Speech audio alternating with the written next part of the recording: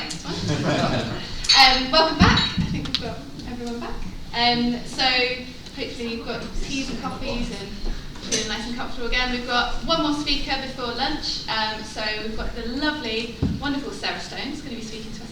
Sarah is also NLP master practitioner. She's also a MAP practitioner. She's got loads and loads of experience of working with companies delivering successful management training and development, and so she's going to share all her knowledge. She's also a brilliant coach, and a fantastic speaker. So much to learn from this lady. So welcome to stage, Sarah.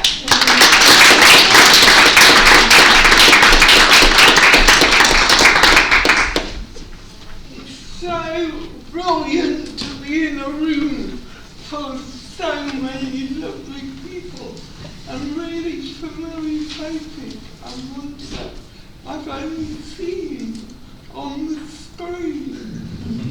So I feel very honoured to be able to speak today. Thank you for this. I know this year is my public speaking year. So, and this is the third one third event that I've spoken at this month. So it's gone quite well so far. So this is the title that we thought, but actually, if I've got my things in the right way, my theory is that if we deliver successful management training, the team training will follow. I've been doing lots of delivery on management training courses, and of course all the managers then go back and want to know what motivates their whole team. So in terms of a business model, it's working brilliantly at the moment. So just for those of you that don't know me, a bit like Jason, background in HR, please don't hold that against me. I stopped HR because I don't like all the dull, boring bits of all the policies and procedures. And actually the lovely Joy, who most of you know, knew that I was struggling about 9 years ago now, and said, I've just learned about this tool, let me do a map for you. And the whole room lit up with light bulb moments, because as a high creator, I would go into a new job, I would be changing things, I'd be questioning things for about 2 years, and then I'd be like, am I in the right career? And it would be, and actually I was just bored, and I didn't realise that at the time. So that set me on a bit of a mission to actually becoming, and it feels a bit strange saying this with James particularly in the room, but with so many people, but I think I am a bit of a motivation specialist now. And Not a bit of. My mission is to make more people aware of the impact that understanding more about motivation has on everybody's lives. So today we're talking about the training for management teams, and I thought I'd go with a team concept, and my business is plain sailing, so I had to have a yacht in there at some point. And actually yachts don't get to where they need to be if people don't work together effectively as a team. So what do we need to get off the starting point? Now, I'm very aware that all our focus courses will be different. Okay, there's James with HR, we've all got different backgrounds, but I think hopefully from this talk you can take away, whether it's delivering to sales teams, to client-focused teams. There's so many different things. And actually, I smiled at James's slide. We all have the same goals, but actually we all have those for different reasons. And I know there's about half and half of in the room, I think. What we've got to think about is what motivates you. So in delivering team projects, it's all about preparation.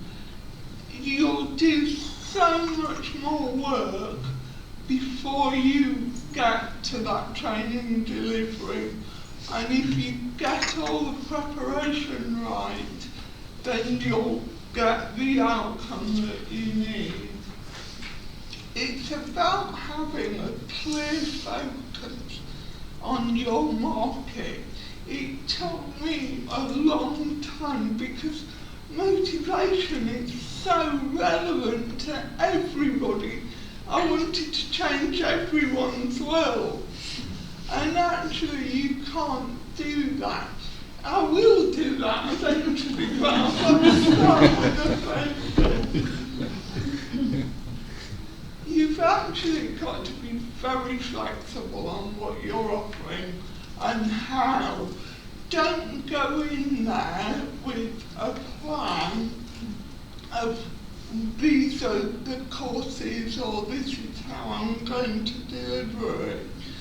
Go in there with a blank page and actually unlock what your client really needs. And that's by asking for questions. It's about listening to those yes but moments. And it's also about, Jason said, using the maps. I don't start discussions about delivering training without doing a map, because then I know what speed to go at with my client. You know, I know a lot about them, and actually, by the time I've taken them through a map debrief, you've already got them on board because they've seen the value of it for themselves. And we can work at their speed, which is so important. Now, James listens to the yes but. My magic question is, what's your biggest challenge? It opens up so many conversations, and I've used it for individuals that are looking for coaching. You'll maybe phrase it in a different way, but in businesses, and when you're networking, this question is, in fact, I ought to be charging you for this question.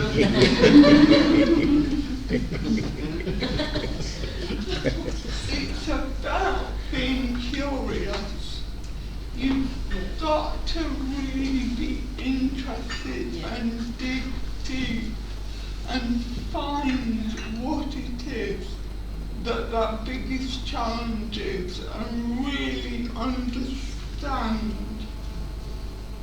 and not making any assumptions. And again, it's all coming back to our NLP training as well. you might be talking to someone who you think hasn't got any purchasing power. We don't know who they know, and we don't know what their thought process is. We may need to change tack completely. You might go into a meeting or a conversation with one idea, and it might come out that you actually come away with something completely different. And it's about adding value to the other person in whatever conversation that you're having. It's also about big picture thinking. If we go in with one idea and actually we're not open to all of those other possibilities, we're not going to see those little things that we could miss out on. Now, who's spent hours writing proposals that have never come to anything when you've put them in? Anybody in the room yet? Actually, ask what people want in a proposal. It saves so much time and energy. And actually, if you've already done their map, and you know that they've got high growth motivators, they might not even want a proposal. You might just think, I've done a 5-line email with costs, and just they've gone ahead with it. What is the point in spending hours and hours writing a proposal? Saying that, another magic question. You get an added bonus. What do you think it might be around proposals and talking about money? Budget, what's your budget? Yeah, brilliant. So, what's your budget? Again, if you've not got the budget, saves you an awful lot of time. I've actually had a number of situations where what the person has told me has been at least double what I would have charged them. So of course my answer has been, yeah, that's great, I can do it for that. And then you get off the Zoom or the phone and you do a dance around the picture.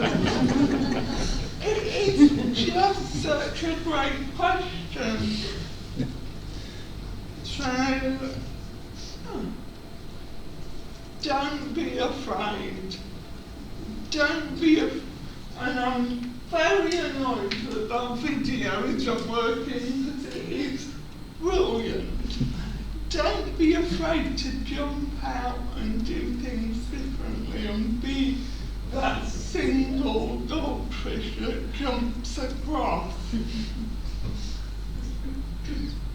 It's about offering different packages as well. So we may not know the budget. If you get someone like me and I'm asked what's your budget, I'm not going to share that with anybody. But the majority of people do. But with the packages for management training, it's about offering different packages. So my basic for management training is go in and actually deliver a workshop.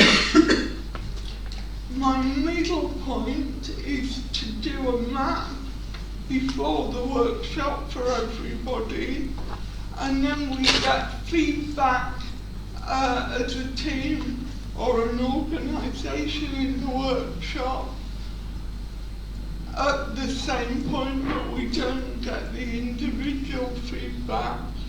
The gold star is actually delegates get the training, they get the one-to-one session before you deliver the training, which is absolute gold.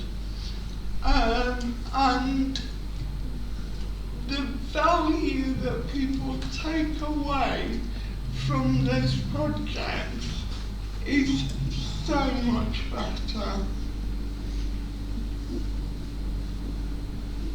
So, these are the reasons why. And actually, you've already got, we know that people love building relationships. I know so much information about all of those delegates before they come into the workshop.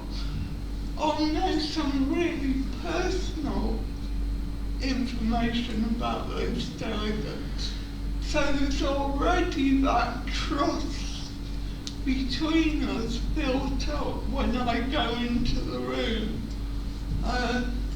They're always really engaged and they're always really excited to learn about the other members of their team and how it looks when we pull a team report together. And the key thing is tailoring the delivery. If I've got a room of high experts, I'll tell them about James, I'll tell them about all the background behind the maps. If that's not a high motivator, I won't mention it. I might not even mention it at all, because actually they might not be really interested. If I've got a room with people with high creatives, high spirit, it's about having that interaction around the room. It's about getting people up and moving, and the exercises that I'll get people to do really reflect their motivators. And I don't know any other trainer that can go into a room knowing their delegates and knowing what they need and where they're at. That is something that maps give us a unique selling point. So when I'm putting the training together, I always start with the end in mind. What do we want to achieve from this day? How do you want your team to go away thinking what? So we come back to what is that biggest challenge. One of the ones I've done recently, we had a very, very dysfunctional team. So it was about highlighting all of the differences and getting them to work out how those differences were impacting on how they work together as a team. We talked about psychological safety. A lot of my training is grounded on positive psychology, appreciative inquiry.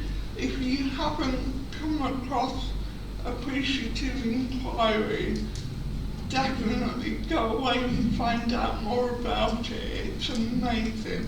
It's about looking at what's working well and then what can we learn from that to solve the problems that we've got in other areas. Think about how we want people to feel and think at the end of the session. That is so crucial, as well as having a really fantastic debrief, just going backwards, with the line manager before you actually go into that training and before you deliver that training. The other thing is, what do you want people to do differently? And it's about ensuring everything is inclusive. So when you send out your map invites, do you make sure that you mention that they are available in different languages? And to come back to you, do you mention about if there's any issues with reading to come back to you? Do you make it so that it is easy for that person to come back and say, actually I need a hand with this, I'm dyslexic or whatever it might be? Make sure that every stage of the process is inclusive. Make sure that you're thinking about what your slides look like. Are they going to be readable for someone who's maybe got sight impairment? Is there anything that you need to do differently because of people in the room having ADHD or being on the spectrum in any way? Just make sure, because it's so easy as a trainer just to turn up and not have thought about these things. Is the room accessible?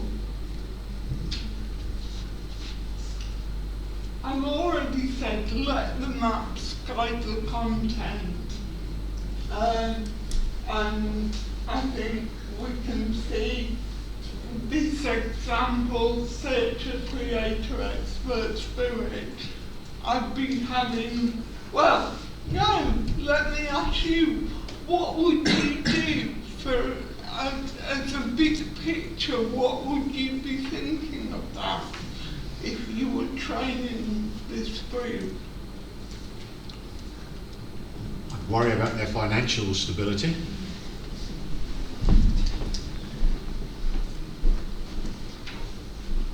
So they need to find purpose in what they're doing. They need to have different kinds of engaging content and allow themselves to kind of create whatever. But it needs to have, whatever you're doing, needs to have some rationale and expertise. And it's not one size fits all. Would you look at sort of mission, vision, values, that kind of thing?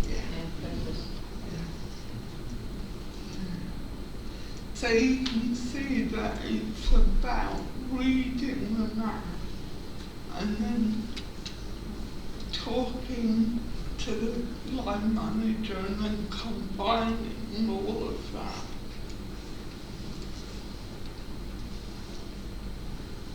So it's also, and I'm really cross about these videos, it's also about setting the scene before you get to the training. So many training courses that you go on, you don't get a lot of detail before you actually arrive. If you think about those people with a high need for security and stability, those high needs for friendship.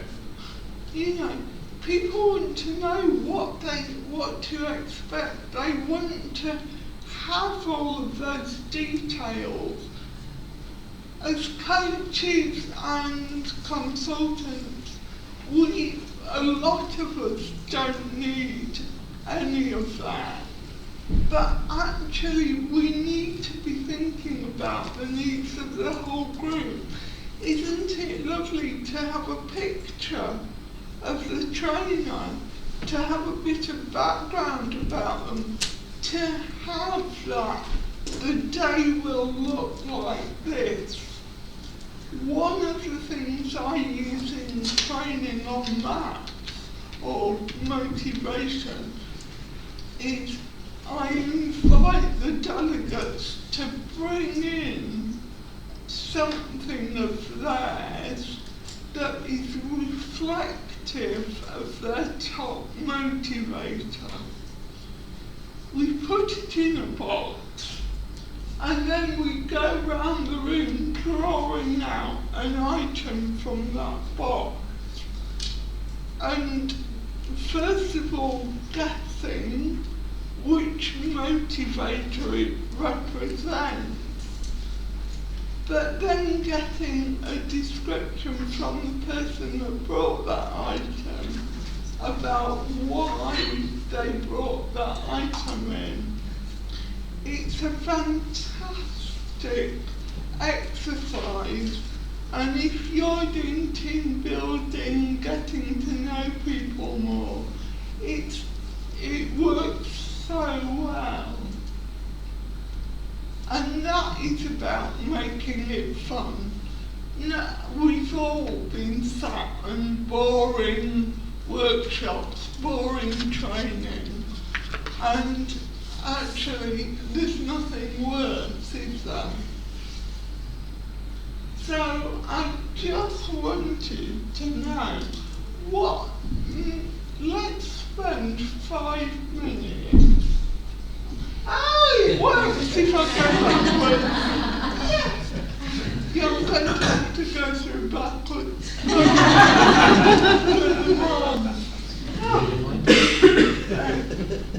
Just spend 5 minutes, maybe in your groups that you worked in earlier, just thinking, sharing. So if your trainers share exercises that you do to make that training fun, and just talking about actually what else could you do in training. Is that alright? So how was that? What sort of ideas have come up that you'll be taking away?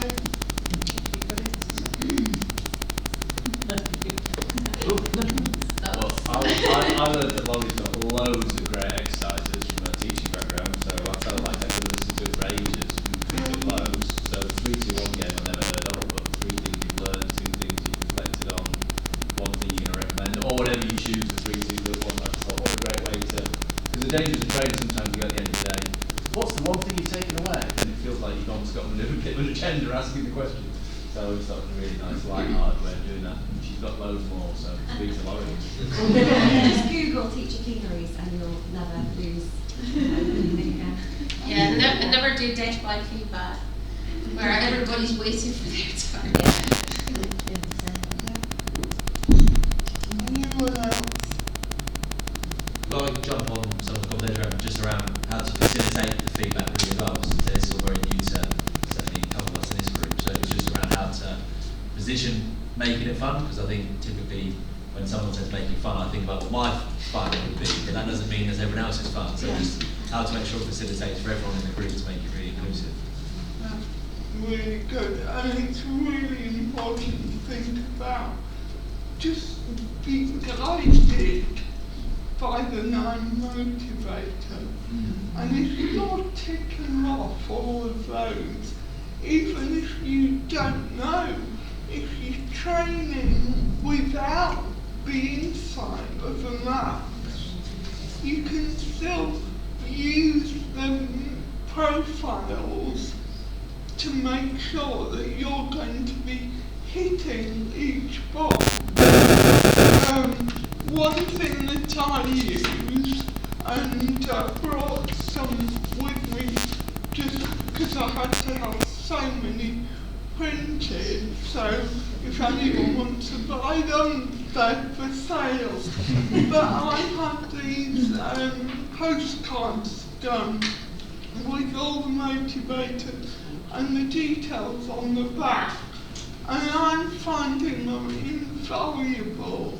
They're great when you're training, but also I had an example recently where I'd left a set of these with a HR manager who was going into a conversation with someone in their probationary period who really wasn't hitting the mark, and all they did was go through talking about the different motivators, which ones were important for the job and which ones the individual had, and that individual chose to go and find another job rather than actually going through those horrible processes. Yeah.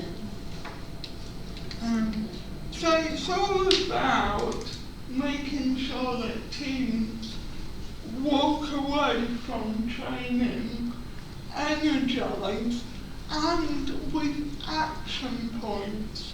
I don't want to leave having delivered training. This is my searcher motivator. I don't want to leave people and they go, oh yeah, actually we'll go back to doing things how we have always done them. One of my first mapping projects, I still walk into that organisation 3 years later and they go, oh, you're the lady that delivered that amazing training for us. And that is what you want. You don't want people to go away and it be another training course. And I was so thrilled to get a 5-star rating from my last project that I did. Now, we're going to be talking about where you get your work from. Somebody saw me on LinkedIn, and as a result of that, connected with me, told me that they were running a 12-month management training program, and they wanted to deliver a day on motivation.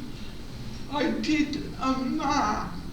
Crucially, the person that contacted me had a high creator motivator, which really does help in this process.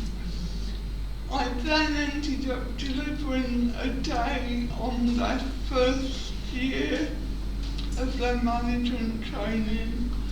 I was the only external training provider to get a 5-star review, and they then invited me back to repeat the training with the whole of the learning and development team. So it's not, and I really don't think that is about what I do. It's about the work that we can all deliver as MAP practitioners and as NLP practitioners. We can all do that. I'm not telling, my star motivator is very low. I'm telling you that because you can have that same impact. So, and I think... Can I just say something there, Sarah, yeah. about what you just said? It's really fascinating. It's great what you've said. I love it. And this whole idea of you leaving the cards lying around and somebody picking them up and being able, just from the cards alone and understanding what the motives are doing something, reflects something that happened to motivational maps. We had an experience. It wasn't quite with cards, but this is going back to maybe 2012. We had somebody on a one-day introductory course. They came on the course, they got licensed as a mapper by me, but then they disappeared. They took a job and they disappeared for 8 or 9 years. They became the sales director of a major well-known international management consultancy. They did not use any maps while they were in that consultancy. They came back 8 or 9 years later, they left the post and they wanted to resume their map career as a consultant, which they did. They actually became a business practitioner with us.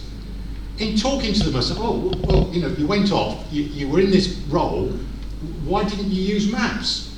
The response to that was, oh, I did, I just didn't use the maps. But the knowledge that you gave from the maps kept me going in the sales director's job for 8 or 9 years.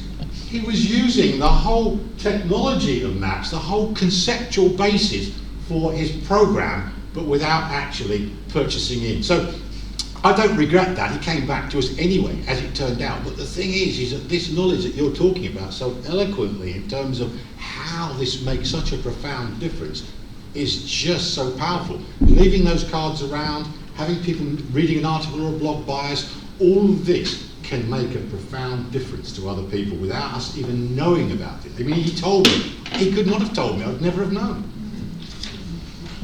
Thanks, James. And actually, so one thing I haven't mentioned is that when I'm doing the one-to-ones before the training, I've had a number of those one-to-one people come back to me personally for career coaching or for life coaching. So it all leads through, and that's where I've got a number of my coaching clients from. So just a summary, well, not a summary actually, because I'm not going to summarise it all, but before we all go for lunch, if I go the right way, we are all practitioners, we're all NLPers, we're all coaches, but we've all got very different skill sets. Imagine how much of a difference we can make if we all come together to deliver projects. If we get a client who wants training and we're not a trainer, let's use our resources. Imagine how many projects we could deliver if we all got together in this room to do them.